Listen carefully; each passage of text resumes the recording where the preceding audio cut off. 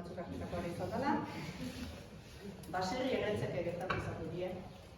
Eta hor, Eloztiazpi baserrie begaraien errementzen, kabletik tximistan bat edo, etxeraino sartu zarako tximistan bat. Behatzak harrapatzen eta horako gozak, eta zer da, tamborra estutzerakoan. Eta etxean bertan hasi zuen kablegintzako lana, okerez baina ez, 1924an montatu zuen etxean bertan lehenengo kablea. Eta Bucarea, sin más martinadas. Y luego, guaiaz nagaren, gure zaitzitzen basarin beratxo dago. Montazio kable bat, bi. Bidea jarraitu denik egiten ari naizen ikerketa honen inguruan.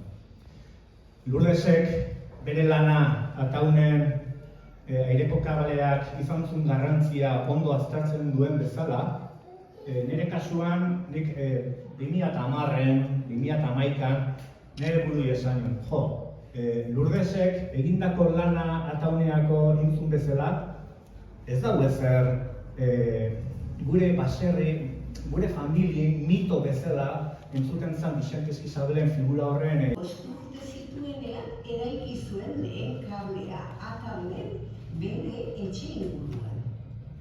Hainbat lan osatu zituen aireko kable garraioan, hainbat tokitan Vicentes Isabelek. Nafarroako basoetan aireko kable garraio bidez 1000 egurtona garraiatzeko bide eman zuen, bazuen bai langintza honetarako abilezia berezi bat.